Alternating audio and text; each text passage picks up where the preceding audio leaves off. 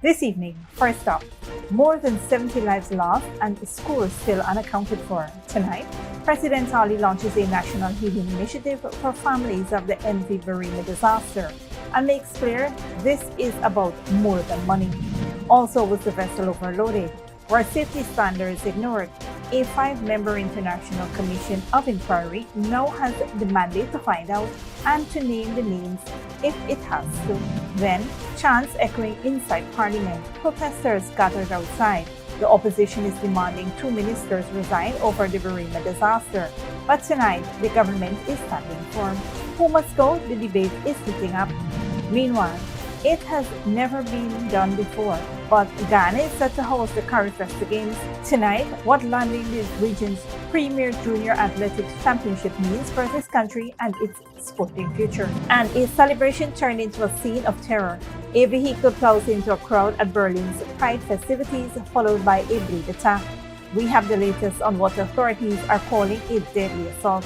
Those stories and more are coming up. Stay with us.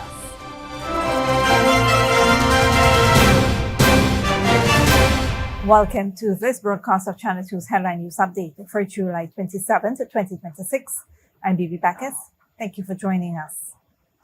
First up, as Guyana continues to grapple with one of its deadliest maritime disasters, President Dr. Mohamed Irfaan Ali unveiled a new national initiative aimed at supporting survivors and bereaved families of the MV Barima tragedy. A measure he stressed is about healing, not compensation. In a video posted on Facebook, President Ali announced the initiative named HEART, standing for Hope, Empathy, Aid, Resilience, and Trust, describing it as a national effort to coordinate, mobilize, and promote healing for those affected by the disaster, which has claimed more than 70 lives. This initiative will be overseen by trusted and respected religious and civil society persons drawn from across Guyana. Led by Mr. Carl Stewart, they will carry the prayers of every faith, the hopes of every heart, and the sacred traditions that bind us, whether spoken in the quiet of a church, sung in a temple, or whispered in the mosque. We will offer the practical hands of service and provide a safety net of support and compassion that no family affected by this tragedy will slip through. Alongside the healing initiative, President Ali also revealed that interim financial aid is being arranged for survivors and families of victims. Former Belizean Foreign Affairs Minister Eamon Courtenay has been tasked with working out the modalities for distributing that assistance. The president was careful to draw a firm distinction between the aid and former compensation. I wish to make it clear, this assistance does not constitute compensation for survivors and bereaved families. These measures embody a commitment that every survivor will be supported. Every bereaved family will be treated with dignity. The president made a call on all Guyanese to stand together as one people. He added that the country would never abandon its own. In difficult times, pledged to work closely with affected families throughout the healing process. The announcement comes just a day after President Ali revealed a 5-member commission of inquiry that will investigate the circumstances surrounding the MV Barima's sinking. Both initiatives come as search and rescue operations continue for the scores of people still unaccounted for following the vessel's sinking. In other news, Guyana is turning to an international team of experts to uncover exactly what went wrong aboard the MV Barima, as President Dr. Mohamed Irfaan Ali announced Sunday the formation of a 5-member commission of inquiry tasked with determining accountability and overhauling maritime safety in the wake of the tragedy. In a video statement posted on his official Facebook page on Sunday, the president announced the members. The members of the commission are Justice Godfrey Philip Smith of Belize, CARICOM High-Level Representative for Law and Criminal Justice and an ad hoc Justice of the Eastern Caribbean Court of Appeal, who will serve as Chair of the Commission of Inquiry. Dr. Andrzej Jesse Anonski of Poland, Naval Architect and Marine Engineer, who was advised on investigations into several major maritime disasters. Captain Hamada Fowler, Senior Maritime Surveyor and Compliance Auditor with the Maritime Authority of Jamaica. Miss Nairi Dawn Alfonso of Trinidad and Tobago, attorney at law with expertise in admiralty and maritime law. Rear Admiral retired Hayden Pritchard of Trinidad and Tobago, a distinguished professional with decades of experience in maritime operations and maritime security.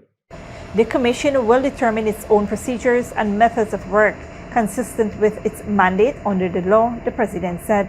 It will investigate the full circumstances of the sinking, from vessel loading and passenger boarding to conditions aboard and the actual capsizing, while also scrutinizing whether the search, rescue, and recovery response was adequate and well coordinated. Investigators will determine whether maritime laws and safety standards were followed and whether negligence, misconduct, or neglect of duty by any individual or institution contributed to the disaster. The inquiry will also examine the vessel's seaworthiness and maintenance history, whether the navigational conditions, crew competence and training, and critical passenger safety issues including overcrowding, cargo storage, and life-saving equipment availability. Based on its findings, the Commission is expected to make recommendations. Recommending any legislative, regulatory, institutional, and operational reforms, together with any other measures necessary to strengthen maritime safety, improve emergency preparedness and response, and reduce the likelihood of similar tragedies occurring in the future. The President said the legal instruments needed to establish the Commission formally are currently being finalized, after which the Commission will begin its work under the provisions of the law. On a different note, political tensions boiled over today as members of the opposition and civil society gathered outside the Arthur Chang Conference Center, renewing demands for Public Works Minister Bishop Edgehill to resign in the wake of the deadly MV Barima disaster. The protest coincided with the sitting of the National Assembly, where opposition members of Parliament stood united inside the Assembly's dome, chanting, "Who must go?" Edgehill and Indar before Minister Edgehill walked out and then walked back in, seemingly unbothered.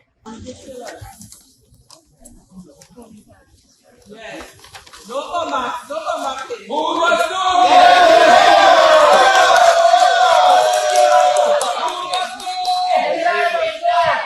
But Indar, you still sit down here? Indar outside. That is the criminal that they out there. Not we are sorry. We dropped the ball. Nothing. Sorry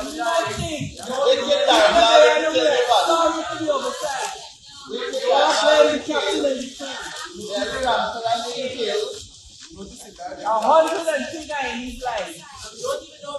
And we don't even know if it's just 103. God help us. Let's say that we're like butter caramel to the mouth. Calls for accountability have intensified since the state-owned vessel capsized off the Essequibo coast near Iron Pond, a tragedy that has left more than 100 people dead or missing. Critics have raised pointed questions about oversight failures and the actions of state agencies responsible for maritime safety. Opposition parties and activists are not only targeting Edgehill, they are also demanding the resignation of Minister of Public Utilities and Aviation, Deodat Indar, arguing that both ministers bear direct ministerial responsibility for the circumstances surrounding the disaster. The joint opposition staged a picket exercise outside the conference center ahead of the parliamentary sitting, with demonstrators saying their goal is straightforward: political accountability. The government has pushed back against the calls for resignation, defending its response to the tragedy and maintaining that the newly established Commission of Inquiry will determine what led to the disaster. The protest unfolds amid a broader climate of heightened political tension, with the MV Barima tragedy and other national issues continuing to dominate public discourse in recent days. Stick around when we return. Divers battle zero visibility and treacherous current at the MV Barima wreck. And Ghana makes history, secures first ever hosting rights for prestigious CARIFTA Games.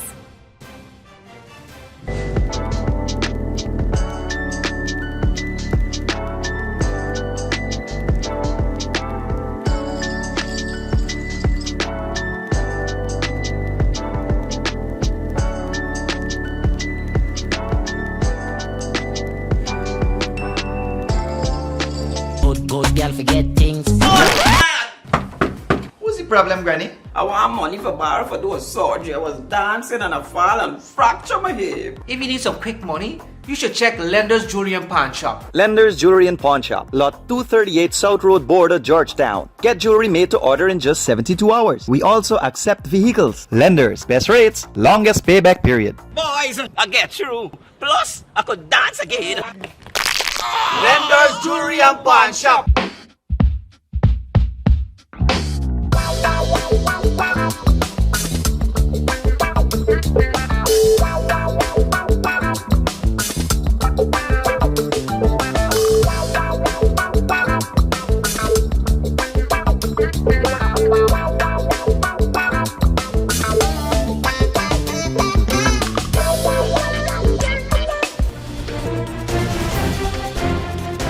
Welcome back. International dive teams are pushing their limits at the MV Barima wreck site, working up to 10 hours a day in punishing underwater conditions as the multinational search, rescue, and recovery operation continues around the clock. Commanding officer of the Trinidad and Tobago Coast Guard vessel, Lieutenant Tyler Faraz, said his ship has been stationed at the site since roughly 3 a.m. Tuesday, supporting both dive operations and extensive coastal searches. Faraz's 7-man dive team has been working alongside counterparts from Brazil and France, assisting with recovering victims and attaching equipment and lines to the sunken vessel in efforts to move and refloat it. The conditions divers face are brutal, operating at a depth of 10 to 12 meters. They're contending with extremely poor visibility and strong tidal currents at the river's mouth. Despite the hazards, teams have maintained a steady rotation of divers throughout daylight hours, sustaining roughly 10 hours of diving operations each day until close to sunset.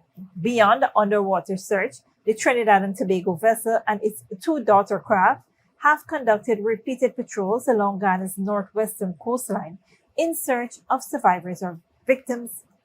Faraz lauded the close cooperation between participating nations. He commended Ghana's support, noting that the Ghana Coast Guard and government have kept his team supplied with fuel, water, and ration to sustain continuous operations.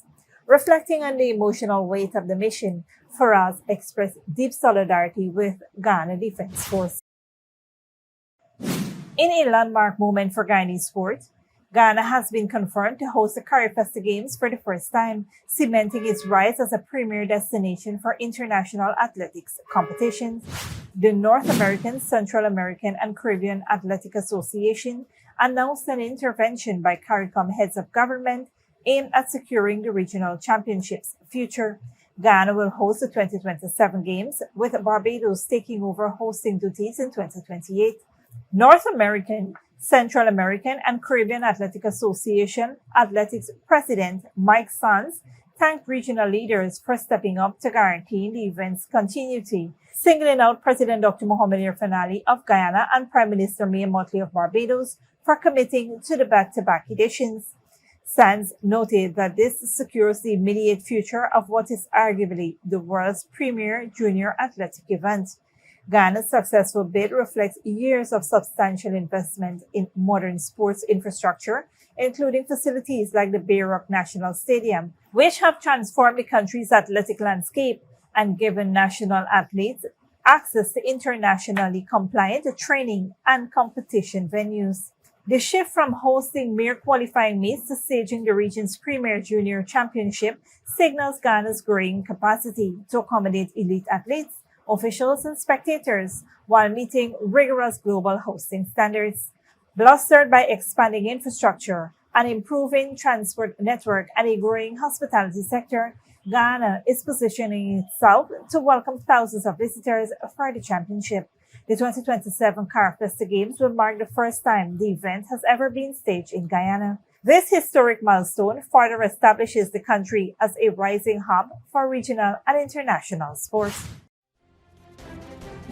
Don't go away after the break. More than 360,000 evacuated as wildfires rage across France and Spain. And Haiti education officials kidnapped as government presses ahead with election plans. Oops.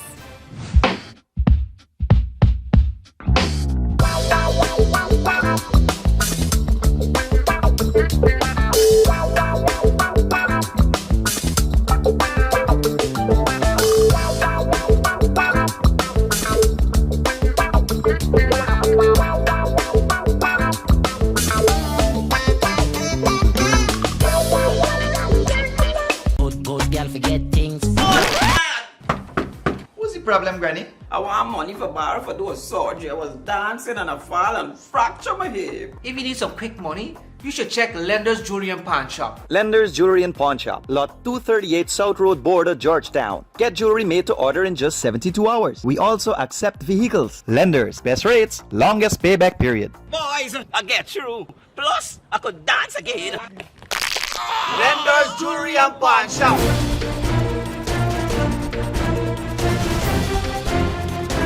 Welcome back. Now we take a look at what's happening in the region and around the world.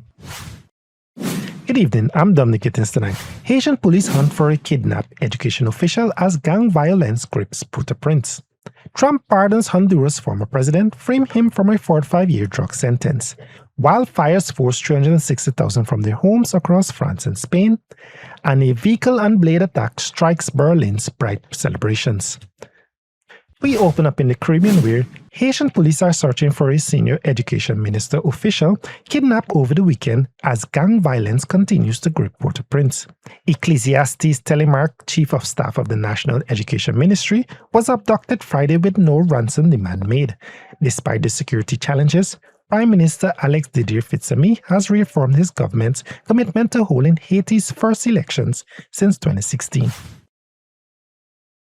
Former Honduran President Juan Orlando Hernandez has returned to Honduras after receiving a presidential pardon from Donald Trump, overturning a 45-year U.S. prison sentence on drug trafficking charges. More from Al Jazeera. 4 years ago, Honduran ex-president Juan Orlando Hernandez left his country in disgrace, extradited to the US on charges of drug trafficking. Now he's back, triumphant, after a presidential pardon from Donald Trump last December, who said that Hernandez had been treated very harshly and unfairly in what he described as a Biden administration setup. A brief prayer on the tarmac with his family and a rally with his supporters. This is not only a vindication for Juan Orlando and his family, but also a vindication for my beloved Honduran people who have suffered so much. Awaiting him still are corruption charges in his homeland, but now under a new president from his own party. Because it was a political maneuver from the former government. But actually, at this point, the other people who are related in that trial, most of them, they already got the charges dismissed. So I hope it's going to be the same for us because all the legal grounds say so. Hernandez was Honduran president from 2014 to 2022. US prosecutors accused him of facilitating the trafficking of hundreds of thousands of kilos of cocaine into the US. They said he bragged that he'd stuffed the drugs right up the noses of the gringos. He was sentenced to 45 years in prison. After President Trump freed him, critics point out that he'd handled Nicolas Maduro of Venezuela, another autocratic president accused of drug trafficking, very differently, swooping into Venezuela to capture him and detaining him in the US. Maduro is from the left, Hernandez from the right. Some legal experts believe that eventually his case will be dismissed in Honduras too. For his supporters, that's justice being done. For many others who cheered his extradition, it's a huge step backwards for a country in which impunity is already rife. John Holman, Al Jazeera.